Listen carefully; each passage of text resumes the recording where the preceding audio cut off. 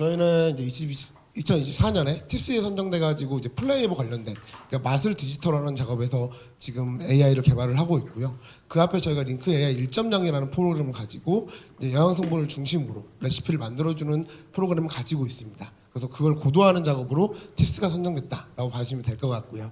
그리고 이제 작년에 또 푸드테크 경기도지사 표창을 받아서 또 저희가 인증이라는 이런 허가들을 받아서 좀 비즈니스를 진행을 하고 있습니다. 자, 앞에서 교수님께서 푸드테크에 대해서 말씀을 해주셨어요. 그러면 간략하게 푸드와 기술이 합쳐진 제품이다 정도로 인식을 하시면 쉽게 생각을 하실 것 같은데, 푸드테크에는 AI, 바이오, 그리고 로보틱스, IoT 등등의 여러 가지 기술이 합쳐져서 그거를 실생활에 이용할 수 있는 기술 전체를 의미한다고 봐주시면 될 것 같습니다.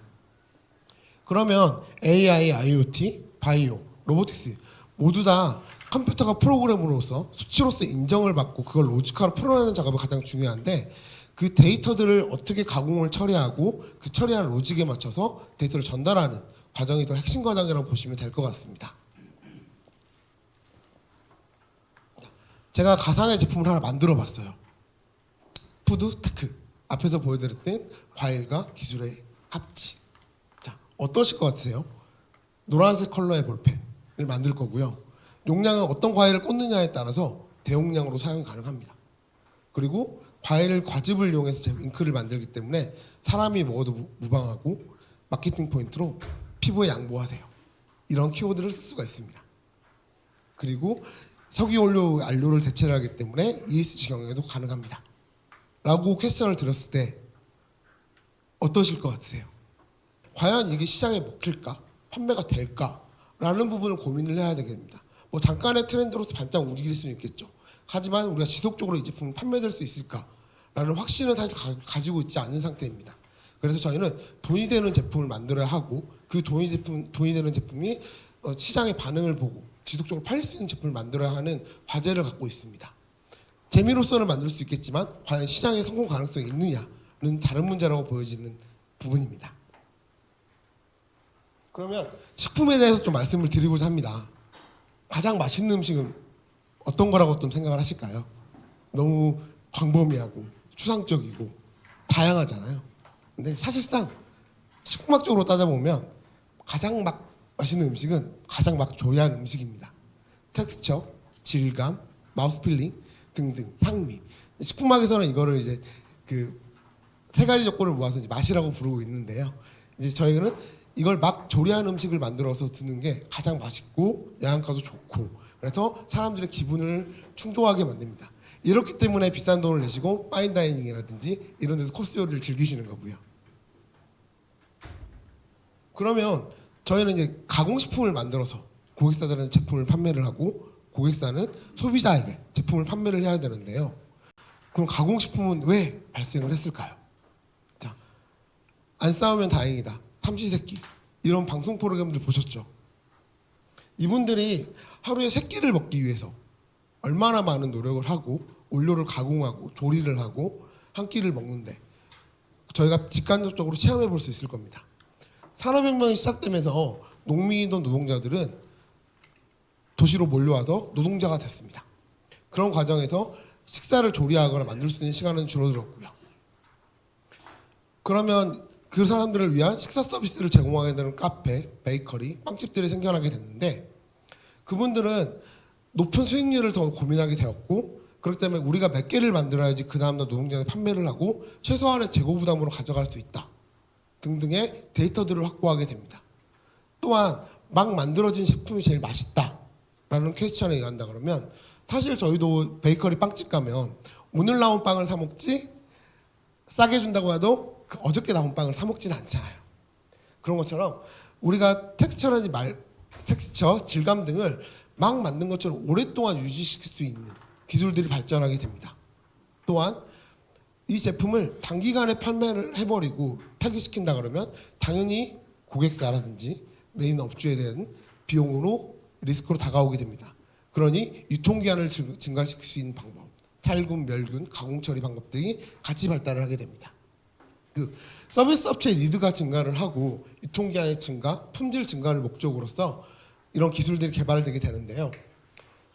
결론은 수익 증가를 위한 데이터를 확보하고 생산을 얼마 정도로 할 것인지, 어떻게 유통을 시키신지 할 것인지에 대한 판단 부분의 영역으로 보시면 될 것 같습니다. 그러면 데이터는 무엇인가에 대한 퀘스천을 던져드릴 수밖에 없을 것 같아요. 이렇게 말한다는 것은 데이터가 정말 중요하고 이 데이터를 어디서 확보하고 어떻게 가공 처리를 하는지가 푸드테크의 가장 큰 핵심이 될 것 같다라고 말씀을 드리고 싶고, 저 또한 데이터 기반으로 AI와 함께 식품 제품을 만들어지는 회사이기 때문에 데이터를 강조드리고 있습니다. 데이터란 말 그대로 정보를 수집하고 저장한 것으로 숫자, 문자, 이미지 다양한 형태로 정량하는 것을 의미를 하고 있는데요. 뭐 네트워크에 대한 클라우드 데이터로도 확보할 수 있을 거고요. 그다음에 뭐 소비자 리서치 조사 아니면 뭐 애널리스틱스 등등의 여러 가지 내용들이 합쳐져서 데이터라고 확보될 수 있을 겁니다. 그러면 이렇게 확보된 데이터들이 과연 명확할까? 아니면 우리가 비즈니스를 진행을 하는데 이용할 수 있을까라는 퀘스천을 가지게 됩니다. 그리고 식품 데이터에서는 말 그대로 이 식품 제조를 하기 위해서 원료 선정부터 제조, 가공, 유통에 대한 전반적인 데이터들을 확보해서 가공 처리를 진행을 할 수가 있는데요.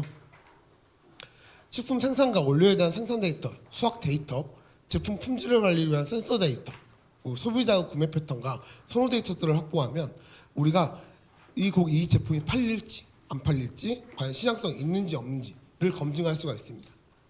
그러면 다시 한번 앞에서 말씀드린 파인애플 펜, 애플 펜 과연 시장성이 있을까요? 없을 것 같으시죠? 그래서 그 말씀을 드리기 위해서 장황하게 설명을 했다고 보시면 될 것 같습니다. 즉 우리는 제품을 만들어서 돈을 버는 게 목적이고, 과연 이 돈을 번다는 것은 우리가 만들어 놓은 제품이 시장에 팔릴까 안 팔릴까를 많이 고민하게 되는 부분입니다. 저희는 식품 데이터를 만들기 위해서 각각의 종류들의 데이터를 확보를 하고 있는데요. 우선은 우리나라 같은 경우는 식품 제품을 식약청에 등록되게 되어 있습니다. 그리고 라벨이라든지 영양성분 정보 등등에 대한 내용들을 확보하고 그에 대한 데이터를 가공 처리를 하고 있는데요. 저희가 1차적으로 가장 크게 많이 확보했던 데이터는 식품 영양성분 정보입니다. 2000칼로리에서 각 성인의 필요한 영양성분을 전하는데, 이거를 작성할 줄 알고 반대로 리버스 엔지니어링을 돌릴 줄 안다 그러면 대략적으로 당이 얼마가 들어갔는지, 단백질이 얼마가 들어갔는지 등등의 정보를 역산출을 진행을 할 수가 있습니다.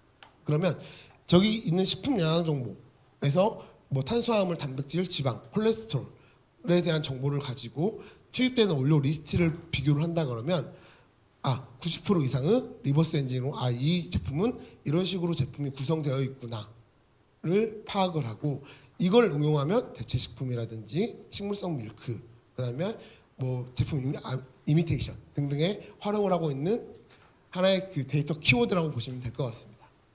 또한 식품 이력 정보, 그래서 이 제품이 어떻게 만들어서 추정이 가능한지 등등의 데이터들을 확보를 하고 있고요. 두 번째는 저희가 식품 원자재에 대한 정보 데이터를 확보를 하고 있습니다. 생약제, 허브류, 수산자원 등의 동식물 원재료들이 종합적으로 판단돼서 이 원료를 가공 처리를 했을 때 우리가 단백질을 얼마 정도나 얻을 수 있고 나트륨 함량 얼마가 되는지, 그리고 인체에 영향을 주는 알러지 성분을 어느 정도를 포함을 하고 있는지 등등을 확보를 하고, 식품 맛에 대한 정보도 같이 넣고 있습니다. 식품 맛에 대한 정보는 주관적이지만 소비자가 선택하는 직접적 가장 큰 역할을 하고 있다고 보시면 될 것 같고요. 그러면 이런 주관적인 정보지만 가장 필수한 정보는 과연 데이터화할 수 있을까? 색상 코드를 코드화해가지고 만들어내는 작업을 진행을 하고 있습니다. 그래서 이 코드를 표준화시키고 많은 돈을 벌고 계시고요. 식품 같은 경우는 저희가 제품의 안정성을 검사할 때 당류, 총산도, pH, 비중 등등의 이하학 수치를 기본으로 제품 규격서를 작성을 하고 있습니다. 반대로 말하면 식품의 단맛, 신맛, 짠맛, 미각에서 느껴지는 맛들은 이미 데이터로 수치화가 가능합니다. 그런데 우리가 후각에서 느껴서 뇌에서 인지하는 부분, 그 맛, 플레이버란 부분은 사실상은 좀 다른 영역이라고 보시면 될 것 같아요. 방향족 아이들이 이제 그걸 느껴져서 이제 그 맛을 인지하게 만들어진 작업인데, 저희가 키향 베이스라는 걸 분석을 진행을 한다 그러면 한 300에서 400가지 케미컬로 분리를 할 수가 있고요. 커피도 지시메스라든지 지시메스 분석을 돌린다 그러면 한 3, 400가지 원료로 분해를 할 수가 있습니다. 그러면 그 중에서 30개, 40개 정도 케미컬들을 모으고 당연히 뭐 용매 부분을 좀 제외를 한다고 하면 누가 맡아도 아 이건 키향이다. 그리고 누가 맡으면 아 이건 커피향이다 라고 만들어낼 수가 있습니다. 이건 실제 저희가 향료회사라든지 이런 베이스를 만들 때 사용하는 방법이고요. 그런데 문제는 이런 것들을 만들 때 분석을 한다 그러면 아 이게 복합적으로 이루어지는데 우리가 할 수 있을까? 라는 퀘스천이 들어갑니다. 그러면 반대로 그러면 여기서 뭐 6헥사놀이라든지 각각 케미컬의 단품 함량을 조절하고 높여주고 낮춰준다고 한다 그러면 아 이거는 그린치가 올라갔네. 그래서 그린치가 많이 나면 신선한 레몬의 맛 이런 식으로 좀 더 특정되는 제품이라든지 과일의 맛까지 조정이 가능합니다. 저희가 쓰기 위한 데이터는 무수히 많고 지금도 나라에서는 API 형태로 많은 데이터들을 공급을 해주시고 있습니다. 그런데 우리가 정말로 필요한 목적에 맞는 데이터를 확보하고 가공 처리를 하는 데는 좀 다른 범위라고 보시면 될 것 같아요. 즉 우리가 해야 될 일은 이미 무수하게 많은 데이터들을 가지고 우리 목적에 맞는 데이터 형태로 가공하고 로직에 맞춰 처리하는 방법이 더 중요하다고 보시면 될 것 같습니다. 그리고 데이터는 정확성, 완전성, 신뢰성을 확보를 해야지만 우리도 이 데이터를 믿고 우리 제품에 이용을 할 수가 있습니다. 그래서 데이터 기초 및 식품 데이터 소스를 좀 공유를 해드릴까 하는데요. 저희는 데이터를 모을 때 아래와 같이 목적을 가지고 데이터를 확보하고 있습니다. 자, 우리의 서비스는 무엇인가? 저희는 B2B 커스터마이징 서비스를 진행을 하기 때문에 시장에 잘 팔리는 제품 그리고 고객사가 요청하는 제품을 만들어 드린다가 서비스의 목적입니다. 그래서 가공식품 데이터라든지 편의점 판매 데이터, 수익식품 데이터 등등을 확보를 하는 거고요. 그러면 데이터의 출처는 어디서 가져오는가? 신뢰할 수 있는 데이터인가? 이 부분은 저희는 공공 데이터에서 API를 가지고 오고 시장에 법규에 등록되어 있는 제품이기 때문에 가능한 영역이라고 보시면 될 것 같아요. 근데 반대로 관능적인 부분, 뭐 추상적으로 설문조사를 돌렸는데 만족도가 높다 이런 데이터들은 배제를 하고 있습니다. 왜? 저희는 컨탕을 한다고 한다 그러는데 우리가 원하는 데이터에서 오염이 있을 수가 있기 때문에 저희는 데이터를 만들어서 이 데이터가 운영되는 프로그램이 99% 이상의 정확도를 만들어내는 게 목표인 거지. 반대로 이게 맛있는 제품을 만드는 거는 좀 차원이 다른 방향이라고 보시면 될 것 같습니다. 그리고 데이터를 어떻게 정책 관리를 할 것인지, 그리고 데이터 유형을 어떻게 최적화를 시키는지, 그리고 데이터를 통해서 우리가 찾고자 하는 것은 무엇인지, 어떤 KPI를 통해서 사업이나 퍼포먼스에 활용할 수 있을까, 또 찾고자 하는 인사이트는 어떤 패턴으로 활용할 수 있을까 등등의 내용으로 저희는 데이터를 확보하고 로직 처리를 진행을 하고 있습니다. 이 과정을 확보한다 그러면 데이터의 스키마 설계 과정으로 넘어가는데요. 요구사항을 분석해서 데이터에서 필요한 정보들을 정의를 시키는 작업입니다. 그 수많은 데이터를 사람이 일일이 가공 처리를 할 수 없고 확보할 수 없기 때문에 스키마 설계를 통해서 프로그램이 자동으로 우리가 원하는 값을 긁어오게 만들어 놓은 방법이라고 보시면 될 것 같아요. 그리고 개념을 모델링하고 논리적 모델링을 진행을 합니다. 그리고 물리적 모델링을 진행해서 어떤 방식으로 데이터를 저장하고 어떤 식으로 이용하고 보관할 것인지, 그리고 정규화를 진행을 하고 최적화를 진행을 해서 결론은 우리가 사용하는 프로그램에 맞는 데이터를 가공하고 처리한다 라고 보시면 될 것 같습니다. 그래서 저희 같은 경우는 식품 데이터 핵심 소스로서 식품안전나라에 있는 데이터를 많이 활용하는 편이고요. 여기에 보면 뭐 원재료에 대한 정보 데이터 등등도 존재를 하지만 이 원료를 식품 법규에 맞춰서 얼마 정도로 사용할 수 있는지, 설사 없는지, 같은 원료더라도 추출 방법에 따라서 적용 가능한지 없는지, 항목에 따라서 제품 유형에 따라서 정말 다양하게 제품을 유형할 수가 있습니다. 그런 데이터들이 일반적으로 들어가고 저희가 가장 많이 들어가는 거는 이제 품목제조 번호, 그 다음에 영양소, 업소명, 물품의 유형, 소비기한, 제품명, 분류 등등을 활용해서 하나의 제품을 만들기 위한 데이터 소스로 활용을 하고 있습니다. 이제 안에서 하나의 유크림을 만든다라고 한다 그러면 저희가 앞에서 말씀드렸지 각각 원료에 대한 정보 데이터를 확보를 하고 이 원료가 어떤 역할을 하는지 어떤 맛을 내는지 이 내용들을 분석해서 데이터를 업로드한다고 말씀을 드렸던 것 같아요. 그러면 이 품목제조 보고를 하나 던져놨을 때 유크림은 부드럽고 크리미한 질감을 제공을 하며 제품 맛과 풍미를 풍부하게 유지하는 역할을 진행을 하는 거고요. 영양소 공급에서 베이킹, 에멀전 합성 등등의 각각 원료들이 이 제품을 구성하기 위해서 어떤 역할과 목적에 의해서 들어가 있는지 그리고 그걸 활용하는지 등등의 내용을 확보하고 저희가 활용을 하고 있습니다. 그리고 저희는 사실 국내에서 제조하는 원료는 한 30에서 40%밖에 안 돼요. 대부분의 원료를 해외에서 수입해서 재가공을 하거나 그 원료 자체로 가공 처리해서 실제 제품을 만들어냅니다. 그리고 저희 또한 많은 원료도 수입을 하고 국내산 원료도 사용을 하겠지만 저희 또한 70에서 80%는 해외산 원료를 사용하고 있는 실정이고요. 그래서 가장 많은 원료 데이터를 어디서 가져오는지 등등을 확인할 때는 수입 정보를 확인하시는 게 가장 좋긴 합니다. 저희가 한참 탕후루 아니면 저당 신드롬이 일어났을 때는 알룰로스라든지 에리스톨 등등의 수입량이 급증합니다.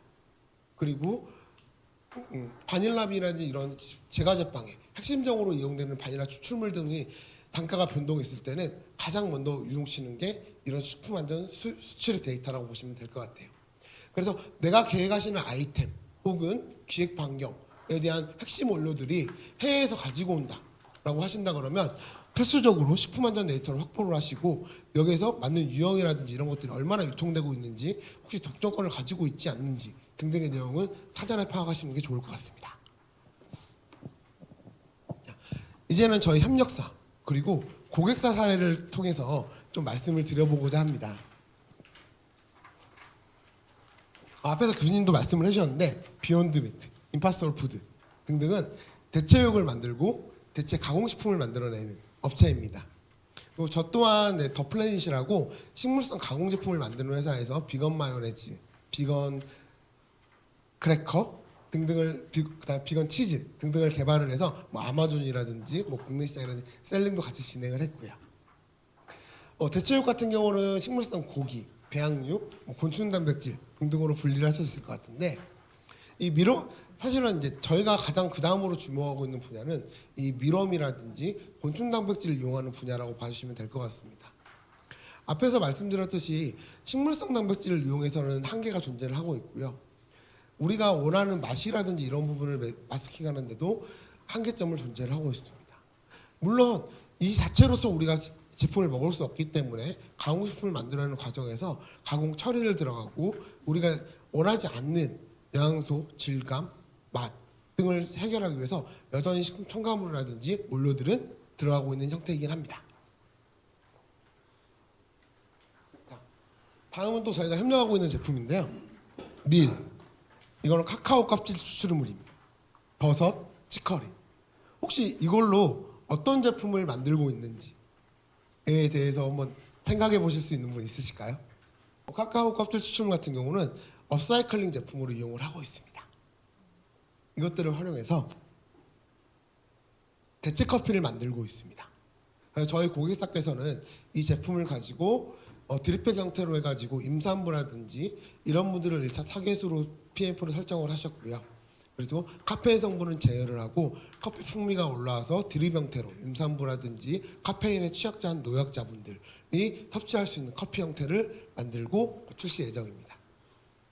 아토즈라든지 이런 커피들은 지금은 현실상으로 우리가 쓰는 원두에 비해서 많은 단가를 차지를 하고 있습니다.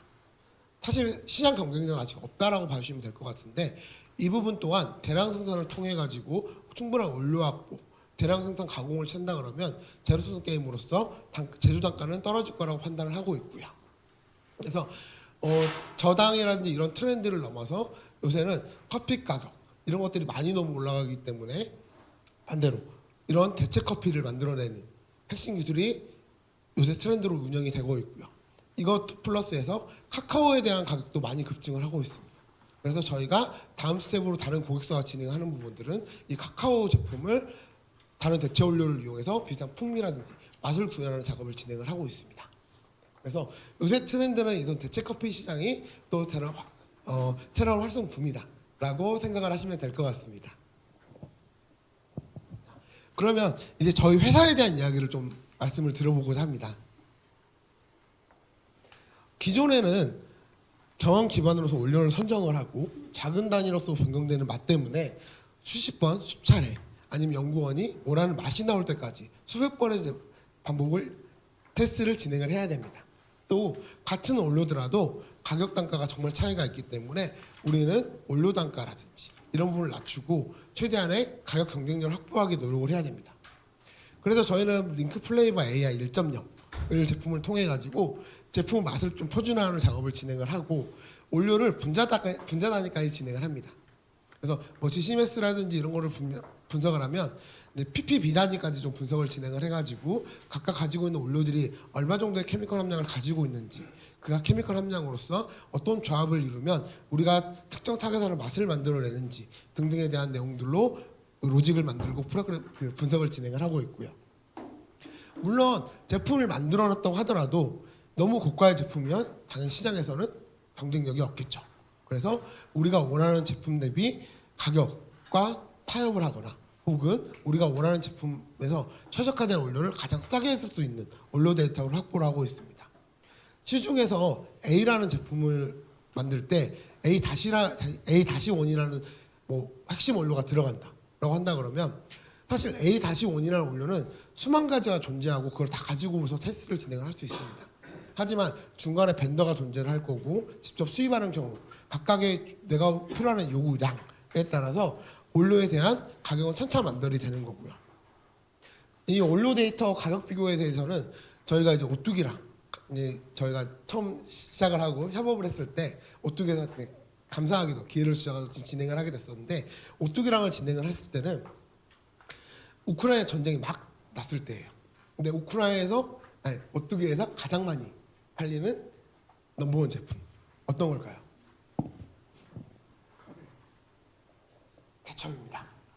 케첩입니다.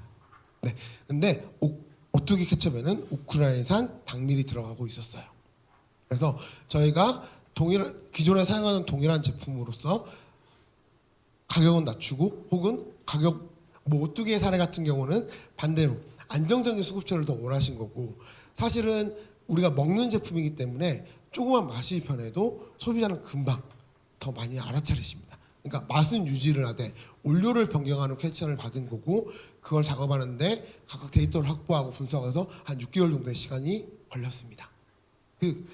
예상치 못하는 이슈, 가격뿐만 아니라 환경 변화, 안전적으로 원료를 수급할 수 있는 방법 등등에 대해서도 식품 데이터를 활용이 가능합니다.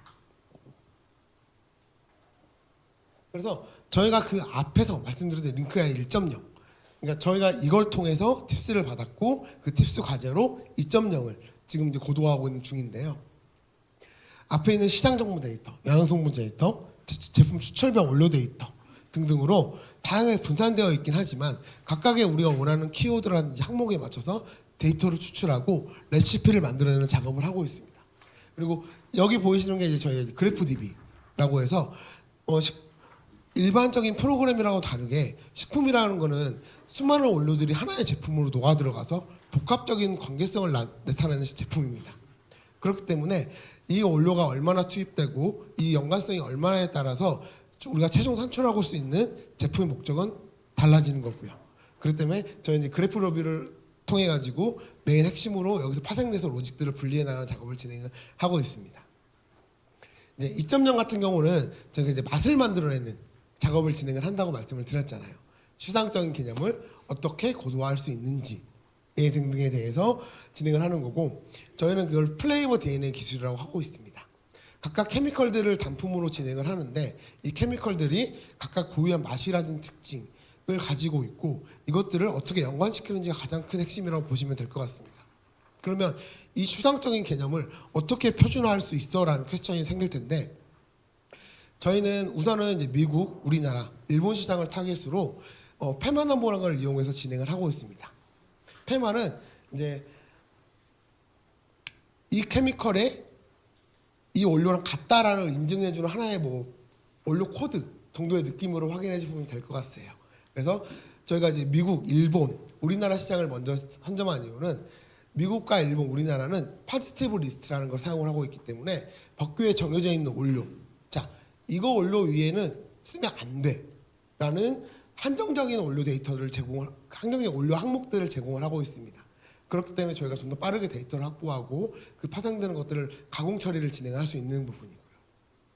근데 반대로 저희가 뭐 동남아라든지 유럽 시장으로 진행을 한다 그러면 유럽이나 동남아는 네거티브 리스트를 사용하기 때문에 좀 더 저희가 확보하고 추가해야 되는 데이터들은 더 많아집니다.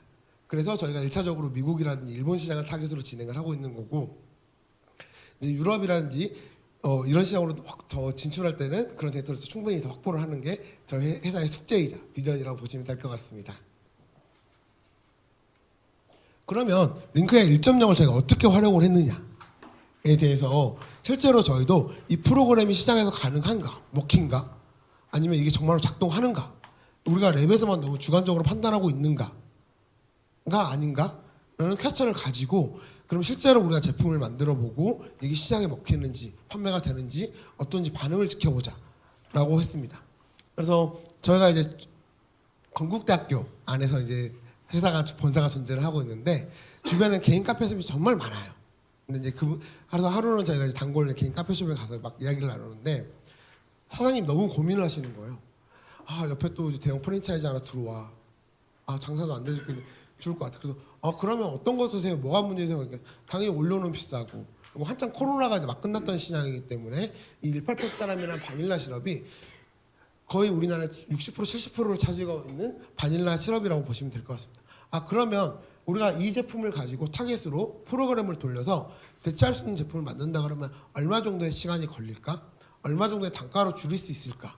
그리고 과연 소비자는 이걸 어떻게 판단을 할까? 라는 퀘스천을 가지고 실제로 프로그램을 세우고 진행을 했습니다. 이 제품 같은 경우는 영양소모 정보라든지 프로필상으로 보면 뭐 설탕, 정제수, 그다음에 아티피셜 플레이버, 그리고 추출물, 그다음에 색소 이런 부분을 구성이 되어 있는데 저희는 이런 구성을 맛의 프로필 형태로 변화를 시켰고요.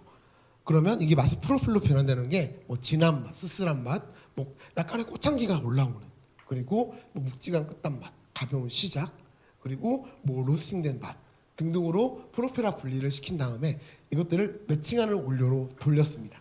그랬더니 최종 산출물은 설탕은 똑같이 설탕으로 나오고요. 그리고 물은 물 그대로 나오는 거죠. 그런데 여기 보시면 아티피셜 플레이버, 바닐라 추출물, 카라멜 색소 부분들은 단가적인 이런 부분을 고려한다 그러면 향은 좀 더 세분화하게 진행이 되는 거고 앞에서 보시면 약간의 꽃향기가 나는 등등의 키워드로 통해서 여기는 엘더플라워라든지 이런 부분의 원료들을 추천해 줍니다. 그리고 당연히 뭐 바닐라 추출물도 두 종류를 추천을 해주더라고요. 그래서 저희가 이런 데로 시작을 해가지고 실제로 만들어서 시장에 판매를 해봤습니다. 이게 어떻게 판매가 될까? 뭐 당연히 안 팔리면 어쩔 수 없고 시장 프로그램 검증하는 거니까 라는 마음으로 PAF 검증을 진행을 했는데 생산까지 총 2달 걸렸습니다. 프로그램 레시피를 만들어주고 관능적인 부분을 수정하고 어차피 프로그램 계속 레시피를 만들어내는 거니까요. 그럼 실제 연구원들이 그렇게 만든다 그러면 얼마 정도의 시간이 걸리냐? 6개월에서 7개월 정도가 걸립니다. 하지만 저희가 레시피를 만들어내고 실제 제품을 만들어서 출시하는 데까지 딱 2달 정도의 시간이 걸렸고요. 5개월 만에 3,000개 이상의 제품이 판매가 됐습니다. 근데 저희가 그러면 이거를 별도로 광고 홍보를 때렸냐? 사실 그렇지도 않거든요. 그냥 주변에 있는 카페 사장님 저희 이거 그럼 한번 테스트 한번 해보세요. 근데 입소문을 낳고 바운더리로 나가고 그래서 지금은 저희가 이걸 차라리 그럼 우리 비즈니스 모델로 자사 브랜드를 하나 가져가자라는 형태로 해서 자사 브랜드도 운영하게 됐습니다. 그래서 재구매율은 65%가 넘어가고요. 그리고 뭐 평점도 하고 생산까지 뭐 2달밖에 안 걸렸고 그리고 저희가 제로 슈가 버전도 판매를 진행을 하고 있는데 사실은 이제 제로 슈가 버전은 저희가 지금 물량이 없어서 못 되고 있는 상황이에요. 그만큼의 니즈를 확보를 했다라고 보시고, 지금 너무 작아서 안 보이실 수 있는데 저희가 광고 마케팅이라는 이런 거를 뭐 키워드 마케팅 정도로 태운다고 한다 그러면 1883이라는 앞에 있는 타겟으로 했던 제품에 대한 것을 메인으로 보지는 않아도 고객 반응, 리뷰를 본다 그러면 우리는 1883을 매장에 사용을 했는데 풍미는 같아요. 그래서 대체하는데 훨씬 더 부담이 없어요. 그리고 이걸로 변경하고 싶어요. 그 이유는 750g, 750ml짜리가 1.5, 17,000원. 그럼 키로로 계산하면 키로에 17,000원 정도고요. 저희는 1.5kg짜리가 1kg로 환산하면 8,000원. 절반 가격에 제품 가격을 세이브를 할 수가 있습니다. 그래서 가격, 맛 두 가지의 제품을 잡는 걸 확인을 했다라고 봐주시면 될 것 같습니다. 그 다음에 저희가 이런 빅데이터를 활용해서 마케팅이라든지 시장 반응에 활용하는 방법에 대해서 좀 말씀을 드려보고자 합니다. 저희는 B2B 제품을 만들어서 고객사에게 커스터마이징 제품을 공급해드리는 서비스를 진행하고 있다고 말씀을 드렸습니다. 그러면 고객사의 가장 큰 니즈는 무엇인가? 라고 판단을 했을 때 가격, 나의 브랜드 성장, 아니면 이게 과연 시장에 팔릴까 안 팔릴까? 많은 퀘스천을 가지고 계실 거예요. 그러면 여기서 뭐 대표님도 많이 존재를 하고 계실 건데, 내가 나만의 브랜드 아니면 내가 생각하는 아이템을 검증하기 위해서 얼마 정도의 비용까지 쓰실 수 있으실 것 같으세요? 저희가 드리는 작다는 개념과 실제로 고객이 느끼시는 작다는 개념은 엄청난 갭 차이가 존재를 하고 있더라고요. 직접 고객님께서 공장이랑 컨택을 하시면 페트 제품은 12만 개를 만드시는데 우리랑 하시면 4만 5천 개면 돼요. 저희는 작다라고 말씀을 드려요. 하지만 고객사는 4만 5천 개요? 그럼 나 이거 어떻게 팔지? 이 아이디를 검증하기 위해서 2천만 3천만 태워야 돼? 과연 이게 메이드가 이루어질까? 그런 반응들을 확인을 하시는 경향이 많이 크시고요. 그 고객사는 작은 물량이라도 물론 최소의 재고 리스크를 없이 시장 브랜드라든지 제품을 검증해 보시는 니즈를 훨씬 더 크게 느끼고 계십니다. 같은 제품이라 하더라도 저희가 이 제품을 공급 드릴 때 미니멈 100박스부터 진행을 하는데 100박스로 드릴 때의 단가와 5,000박스로 진행하는 단가, 10,000박스로 들어갈 때 단가가 다 다릅니다. 그리고 아예 고객 설명을 드리고 있어요. 자, 이거를 100박스로 진행을 하시면 저희가 박스당 13,000원에 드리고 있어요. 공급 가능해드려요. 하는데 이걸 5,000박스로 진행하시면 그 가격을 7,000원까지 떨어뜨릴 수가 있고요. 10,000박스로 넘어가시면 박스 3,000원까지 가능합니다. 그러면 당연히 재고 리스크를 부담이라든지 이런 걸 고민을 해보시면 5,000박스를 선택한 거랑 100박스를 선택하시는 가격적 비용 차이는 크게 없어요. 실제로 말씀을 드리면. 그렇게 말씀을 드리고요. 그러면 많은 고객들은 100박스를 선택을 하실까요? 5,000박스를 선택을 하실까요? 어떠실 것 같으십니까? 5,000박스. 실제로 많은 고객사들은 100박스에서 200박스를 선택을 하십니다. 당장 눈앞에 보이는 제조 단가가 문제가 아니라 이거를 보관해야 되는 유통, 물류 등등의 기타 비용들까지 고려를 하시기 때문에요. 그리고 내가 이걸 가지고서 재고 리스크라든지 광고 마케팅을 태우고 과연 얼마 정도의 산출을 뽑아낼 수 있을까? 항상 숫자를 돌리거든요. 그래서 오히려 100박스, 200박스를 더 선호를 많이 하십니다. 그러면 반대로 이제 이런 제품들을 만들고 트렌드를 할 때 데이터를 어떻게 공급하고 확보를 드렸냐에 대한 말씀을 좀 드려보고자 하는데요. 이 과정에서 저희가 많이 활용했던 데이터는 수입 원료 데이터, 제품 개발 데이터 등등을 활용을 했습니다. 식품 만든 나라, USDA, FDA 등등에 대한 법규라든지 원료 정보들을 많이 확보를 하고 이게 과연 시장에 먹힐까 안 먹힐까를 파악을 하고 앞에서 말씀드린 그래프 로직을 통해서 데이터화를 진행을 했습니다. 또한 편의점 판매 데이터, 온라인 시장 판매 데이터 등등을 해서 이 붓기키드 트렌드가 과연 가능한가, 그리고 이 트렌드가 성장세인가, 맞나 아닌가를 판단을 하는 작업을 했습니다. 그래서 저희가 판단했던 결론은 2020년에는 분말 제품이었다고 한다 그러면 2023년에는 젤리형, 스틱 젤리형 제품들이 유행을 했고 이제 분말 캔디형 제품들이 시장에 확대가 되고 있다라고 판단을 하고 이런 서비스를 진행을 했다라고 봐주시면 될 것 같습니다. 네, 이상으로 저희 발표를 마치고요. 뭐 부족한 질문이었지만 앞에 교수님께서 뭐 푸드테크에 대해서 너무 잘 설명을 해주셨기 때문에 뭐 실제 사례로 통해서 설명을 드렸다고 봐주시면 좋을 것 같습니다. 네, 링크드인에서 김하욱이었습니다. 네, 감사합니다.